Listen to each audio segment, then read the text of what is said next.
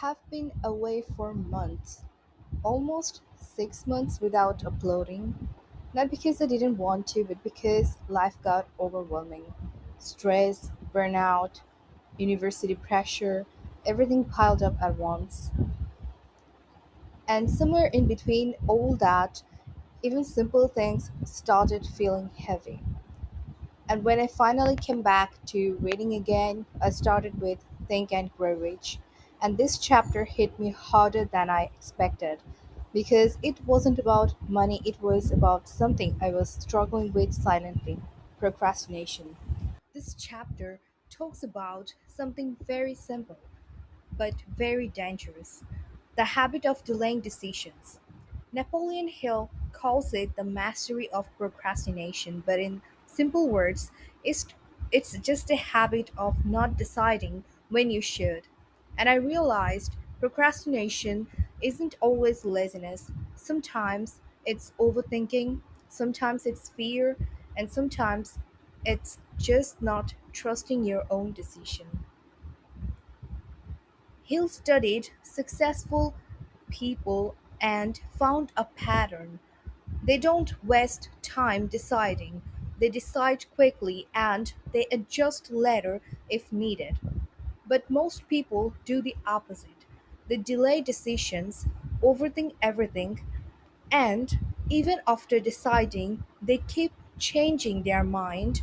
And the more I listened to that, the more I saw myself in it, which is absolutely true.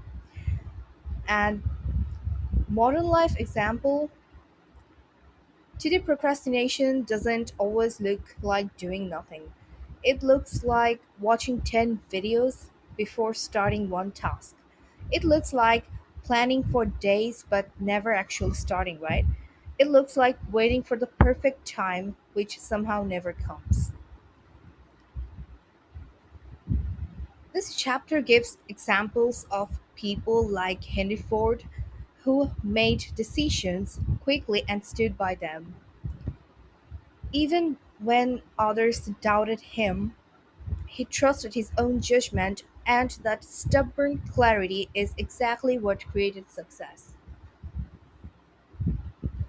And if we talk about now control over influence, one powerful idea in this chapter is this: if you let other people's opinions control your decisions, you slowly lose your own direction. And when it happens, it's no longer your life guiding you, it becomes everyone else's opinion shaping your choices. And this part honestly made me pause because how often do we ask too many people before making even a simple decision? As if clarity will come from outside instead of inside. Hill also suggests something very powerful. Not every plan should be spoken out loud. Sometimes, the more you talk about your goals, the more opinions you invite. And opinions, even when they are not harmful, can still weaken your confidence. So, let's talk about something more like a lesson. Yeah, I would call it a lesson. So, okay. So, the real lesson of this chapter is simple: decide quickly, trust yourself, and protect your decisions from unnecessary noise. And honestly, after reading this again, I realized something about myself. Maybe I didn't stop uploading because I was busy. Maybe I delayed too many things for too long, waiting for the right moment.